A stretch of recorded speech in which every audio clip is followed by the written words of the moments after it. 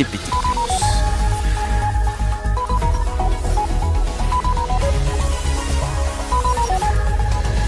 Place journal.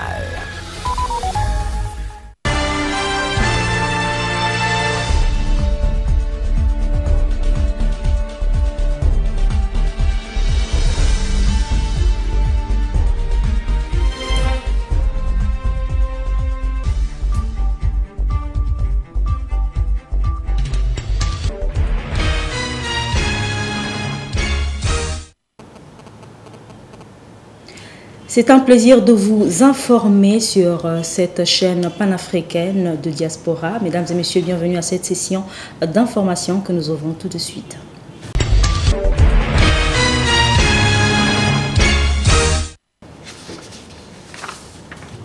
Les travaux d'aménagement et de pavage des rues Mwenzenze et Foko Mumba dans le 2e arrondissement Vunvu semblent être au point mort depuis un certain moment. Nos reporters Prince Chikaya et Mirioska se sont rendus sur les lieux pour faire une sorte de suivi des travaux puisque nous en avons parlé lors du lancement. Suivez. Il y a de cela plus de 3 mois que ces travaux ont été lancés, travaux financés par la municipalité dans son exercice budgétaire 2020. Et l'un des responsables de ce chantier nous avait confié hors caméra que ces travaux prendront fin d'ici 3 mois. Mais seulement sur le terrain, le constat fait, c'est que ces travaux s'exécutent avec beaucoup de lenteur et nous ne maîtrisons pas les raisons parce que personne pour se prêter à la logique du compte rendu. La dernière étape de ces travaux, c'est la pose des pavés qui jusqu'à ce jour s'effectue à pas d'escargot. D'où l'angoisse des populations, surtout en cette période, des pluies diluviennes qui vont s'abattre sur la capitale économique, risquent forcément de plus belle encore venir retarder la fin de ces travaux et rendre les voies boueuses avec cette terre jaune. Nous osons juste croire que d'ici quelques semaines, ces travaux pourront prendre fin et que les populations de Vunvu pourront jouir de ce joyau et vivre l'ère du modernisme. C'est le samedi 23 octobre dernier qu'a été lancée l'opération Coup de poing Covid-19 à Pointe-Noire, 2e épicentre de cette pandémie par le Premier ministre Anatole Koliné Makosso. Et c'était à l'occasion d'une cérémonie qui a réuni dans un hôtel de la place au centre-ville les autorités politico-administratives ainsi que les présidents des associations et les chefs religieux du département de Pointe-Noire. Suivez.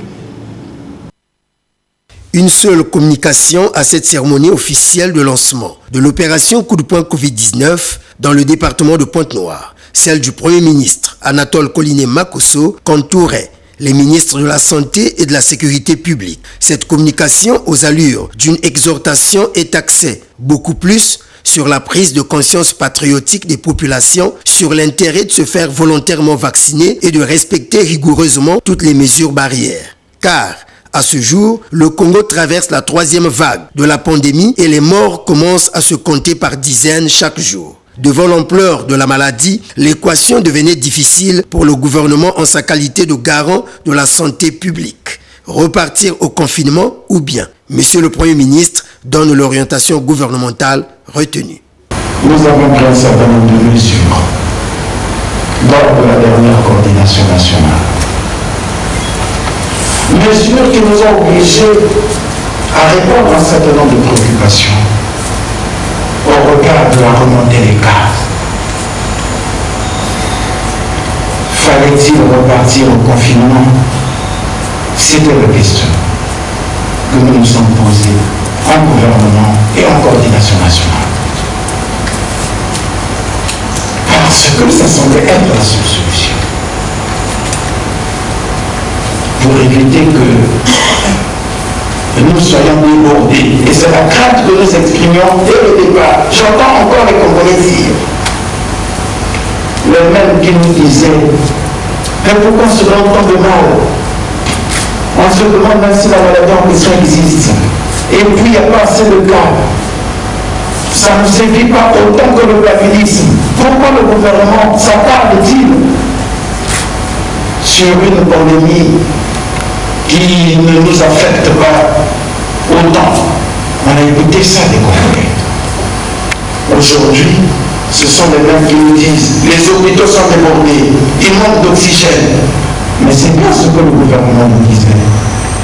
Pour atteindre cet objectif, le gouvernement a pris un certain nombre de mesures à respecter et à faire respecter strictement par les forces de l'ordre, entre autres. Imposons-nous une certaine discipline. Prenons au moins 45 jours. Donnons-nous 45 jours. On va voir si on peut contenir la menace. Et pendant les 45 jours, renforçons la vaccination. La vaccination. Donnons-nous la possibilité de nous faire vacciner. Parce que il a été démontré que la vaccination nous permet au moins de ne pas être exposé aux formes graves. Je passe les activités de surveillance épidémiologique d'opérer sur le contrôle. Le contrôle. Les services de sécurité doivent être debout. C'est le travail de la police et de la gendarmerie. De savoir que nous sommes en guerre et d'être sur le terrain. D'occuper la ville. Au sortir de cette communication qui a réuni les autorités politico-administratives, militaires, sanitaires, religieuses, ainsi que les présidents des quartiers et des associations de Pointe-Noire, le commandant territorial de la police de Pointe-Noire et du Kouilou, Jean-Pierre Okiba, à qui revient la grande responsabilité de redoubler de vigilance pendant ces 45 jours que vont durer l'opération Coup de poing Covid-19, a dit en substance ceci. Le Premier ministre a parlé. Nous sommes à l'exécution. Et donc j'invite tout le monde, toute la population à se conformer aux dites prescriptions. Il n'y a pas autre chose. Déjà depuis presque une année et demie, ce sont les mêmes mesures. Mais malheureusement, il y a eu comme un relâchement. Étant donné le contexte qui est difficile en ce moment-ci, donc nous en appelons à la conscience de tout le monde. Mais notre engagement n'est pas négociable à ce sujet. Nous allons être très durs, comme l'a dit le Premier ministre. Nous allons occuper le terrain 24 heures sur 24. La visite guidée des structures sanitaires équipées pour accueillir les patients Covid-19 en cas de débordement figurait dans l'agenda du Premier ministre. Il s'agit de l'hôpital général Adolphe Cissé et du centre de santé intégré Madeleine Mouissou de Mpaka. Restant dans ce chapitre, au sortir de la ronde des structures sanitaires dont les dispositions matérielles et humaines ont été prises pour accueillir les patients positifs du Covid-19, notamment l'hôpital général Adolphe Cissé et le CSI Madeleine Mouissou de Mpaka, le Premier ministre Anatole Koloné Makosso s'est prêté aux questions de la presse sur la teneur de l'opération Coup de poing Covid-19. Des propos recueillis par Brady Marden et Moria Kulbanzi. Il y a des choses, même si on veut les arrêter, on ne peut pas parce que notre vie en dépend. On ne peut plus repartir dans l'expérience du confinement. On ne peut plus repartir dans l'expérience où on arrête les jours de marché. Ça va être la catastrophe. On s'est dit, comme ça on ne peut pas arrêter.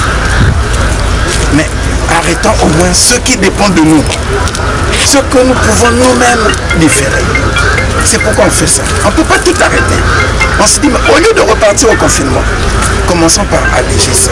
Il faut que le peuple comprenne qu'ils ne suivent pas ce qui les est. Oui, les histoires des bus, je pense. Il ne faut pas qu'on voit seulement parce que, bon, ici on a respecté, là on n'a pas respecté.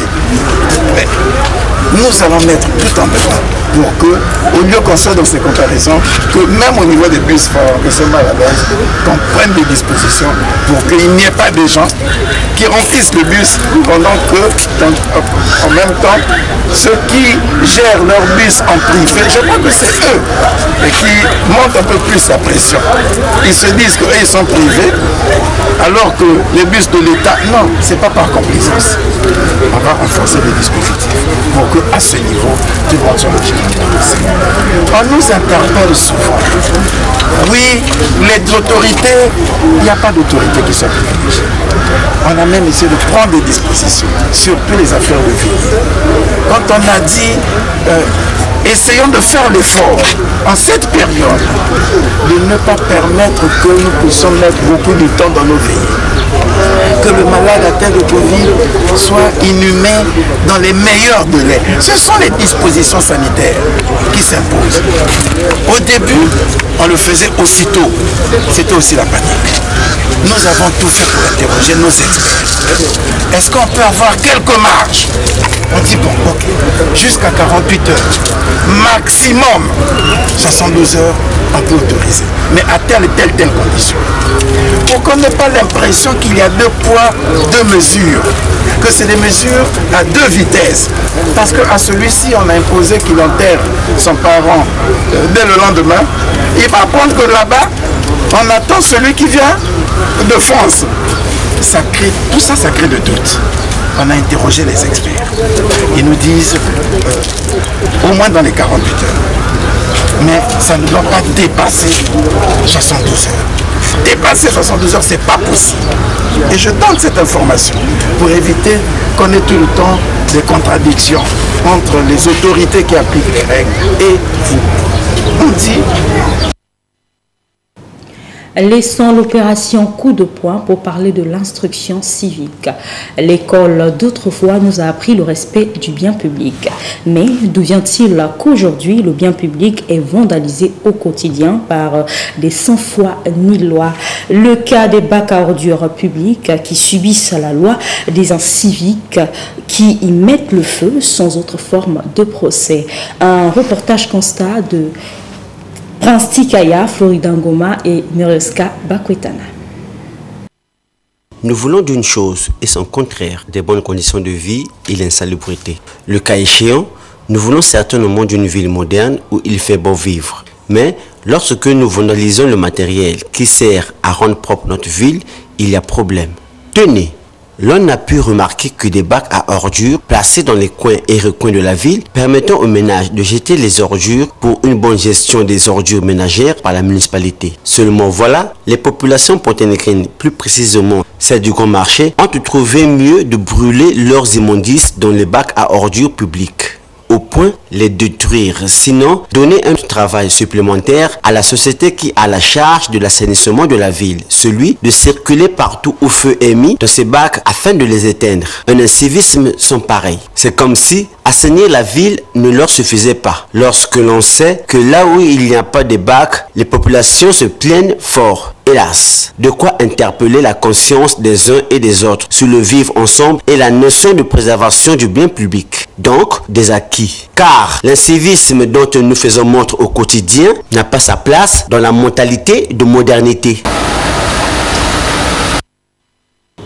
Poursuivons ce journal, c'est à hauteur de la case du parti Mvumvu, aux environs de 14 heures précises dans la journée du vendredi 22 octobre dernier que s'est produit un accident entre deux véhicules, celui d'assainissement de la société Averda et un taxi de marque Benoît XVI immatriculé 211 LN6 transportant à son bord une femme enceinte prête à donner naissance et qui devrait être acheminée à l'hôpital. Plus de peur que de mal, aucune perte en vie humaine, mais par contre, les dégâts matériels importants. La dame enceinte a été conduite à l'hôpital dans un autre véhicule. Suivez. Selon les faits racontés par des citoyens ayant vécu cet accident de circulation, le taximan roulant à grande vitesse puisqu'il avait à son bord une femme enceinte qui serait dans les douleurs d'accouchement aurait voulu dépasser un gros camion de la société Averda, a vu sa course se terminer dans cet atelier de soudure, emportant sur son passage ce vélo communément appelé Jakarta, provoquant des dégâts matériels, nous a confié un citoyen qui aurait vécu les faits. Elle avait tort, même pour le second, merci, parce que quand on a écouté la manœuvre pour Camille Rouba, là, c'est des personnes qui ont mis remplacer la monde. Donc, on a essayé de mettre les amis, ça n'a pas été pas quoi, mais nous, ça n'a pas été mais le problème, on a coincé à faire la zone. Mais on a fait ça, on a coincé à faire la zone, moi, toi, c'est la maison, moi, coincé, comme si c'était aussi, du boulot aussi, on va la montrer quand même, on a fait, elle a fait ça, on a fait la ministère, on va la faire. Merci mille et mille mais je sais seulement la tête là quand moi ça que vous mais le problème moi me va le blesser grave va le trop mais ça moi choc non les me doit l'hôpital mais quand même avec ça va ça passe bien. Si nous étions dans un pays développé, ce genre de cas ne devrait pas se produire grâce à la prévoyance sociale. Et aux dernières nouvelles, la femme enceinte serait bien portante.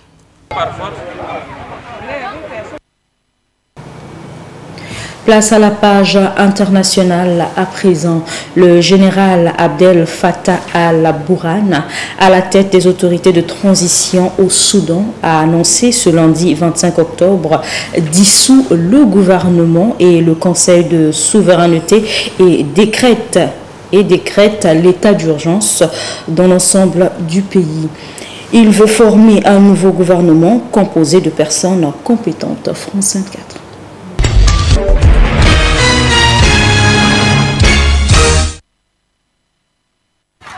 La transition démocratique était fragile. Elle a volé en éclats ce lundi au Soudan. Nous avons décidé de décréter l'état d'urgence dans tout le pays et de dissoudre le gouvernement et le Conseil de souveraineté. Une allocution télévisée du chef des autorités de transition quelques heures après l'arrestation de la quasi-totalité des dirigeants civils du gouvernement, dont le Premier ministre. Abdallah Hamdok, désormais assigné à résidence après avoir refusé de soutenir le putsch militaire en cours. Dès que la nouvelle s'est répandue, des milliers de Soudanais ont pris d'assaut les rues de Khartoum pour dénoncer ce coup de force militaire. Certains ont été blessés par des tirs des forces armées. Ce que les militaires font est une trahison envers tous les civils. C'est le devoir des civils de se déplacer et de bloquer toutes les routes pour empêcher les forces militaires de mener leurs opérations. Depuis la chute d'Omar el-Béchir en 2019, le gouvernement de transition soudanais était constitué à la fois de militaires et de civils. Mais dernièrement, les tensions entre les deux camps n'ont cessé de croître jusqu'à cette tentative de coup d'État manquée il y a un mois. Après sa prise de contrôle ce lundi, l'armée promet de poursuivre la transition démocratique et d'organiser des élections libres en 2023. Mais la situation reste très tendue dans le pays. Les mouvements pro-démocratie appellent à la grève générale et à la désobéissance civile. Au Mali, la transition devrait être prolongée. Le Premier ministre veut laisser aux Maliens le choix de trancher de sa durée en décembre prochain lors des assises nationales. TV5 Monde nous en parle. Entouré d'hommes armés, le colonel Assimi Goïta fait son entrée dans la salle de réunion où l'attend dans le silence la délégation du Conseil de sécurité de l'ONU. Les émissaires s'en doutaient. Le scrutin du 27 février prochain ne se fera pas, il sera décalé. La raison avancée par le Premier ministre malien, la sécurité. Les élections ne sont pas une fin en soi.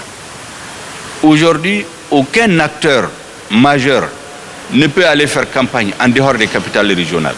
Nous travaillons donc à créer un minimum de conditions de sécurité pour avoir une large frange de la population, y compris les réfugiés qui doivent revenir au pays pour aller aux élections. En clair, le Premier ministre veut laisser aux Maliens le choix de trancher la durée de la transition. Ce sera en décembre prochain, lors des assises nationales. Quoi qu'il en soit, l'ONU presse les autorités maliennes. La délégation est venue avec un message clair, la nécessité d'organiser des élections au plus vite, d'appliquer les accords de paix de 2015 et de stabiliser le centre du pays. Les questions qui fâchent ont été aussi abordées par l'ONU, notamment le rapprochement entre les autorités maliennes et la société de mercenaires russes Wagner, un rapprochement défendu à nouveau par le Premier ministre malien. Plus de 80% des militaires maliens ont eu des formations en Russie. Plus de 80% du matériel que nous utilisons a été payé en Russie. Notre objectif, c'est de nous donner les moyens de sécuriser notre population. Les émissaires de l'ONU ont également affirmé leur soutien à la CEDEAO, qui exige une transition de 18 mois maximum, tout en se félicitant du dialogue instauré. La meilleure façon de rapprocher les positions du Mali avec celles de la communauté internationale en général et du Conseil de sécurité, c'est à travers le dialogue. Donc nous partons véritablement assurés, impressionnés par les arguments que le Premier ministre nous a donnés. Après une visite de 2 jours, la délégation du Conseil de sécurité s'est rendue ce dimanche au Niger voisin. En République démocratique du Congo, Denis Kadima, confirmé à la tête de la CENI, la Commission électorale nationale indépendante. Le président de la République démocratique du Congo, Félix Tshisekedi, l'a fait savoir depuis le 22 octobre dernier. Une confirmation en dépit de la vive opposition des catholiques et protestants. Africa 24 pour les détails. Une prise de parole sur les antennes de la radio-télévision congolaise pour confirmer la très controversée nomination de Denis Kadima à la tête de la Commission électorale nationale indépendante. Au total, Félix Tshisekedi a nommé 12 des 15 membres du bureau de la CENI en charge d'organiser les élections de fin 2023. C'est ici l'occasion de féliciter le président de l'Assemblée nationale pour avoir donné plusieurs occasions aux confessions religieuses membres de la plateforme de se retrouver afin de dégager un compromis à défaut d'un consensus. Notre pays a résolument opté pour la démocratie compétitive. Celle-ci a ses règles qui veulent que l'on ait des gagnants et des perdants. Nous ne pouvons pas, après avoir choisi la compétition et les règles y afférentes, nous en soustraire. Au lieu de Denis Kadima, c'est Corneille Nangaa qui était jusqu'ici annoncé à la tête de la CENI. Le chef de l'État a refusé de signer l'ordonnance de nomination, évoquant trop d'irrégularités malgré la validation de l'Assemblée nationale. En plus de cette institution, Ensemble pour le changement, le parti de Moïse Katumbi, jusqu'ici l'un des principaux alliés de Félix Tshisekedi, n'est pas parvenu à faire changer d'avis au président. Nos divergences, loin d'être des faiblesses, sont plutôt l'illustration de notre vitalité démocratique. Au regard de tout ce qui précède, j'ai décidé de signer l'ordonnance désignant les membres du nouveau bureau de la CENI. J'exhorte vivement ces derniers à œuvrer pour l'organisation d'élections libres, démocratiques et transparentes dans les délais constitutionnels. Au vu de cette divergence, le parti Ensemble pour le changement compte réévaluer sa participation à l'Union sacrée, une alternative à la coalition du précédent pouvoir. Les instances du parti vont se réunir pour revoir sa participation à cette union, comme l'a annoncé son secrétaire général, Dieudonné Bolengue-Tengue. C'est la fin de ce journal. Merci à vous de l'avoir suivi. Excellent début de semaine et restez en compagnie des programmes de TPT+. Au revoir.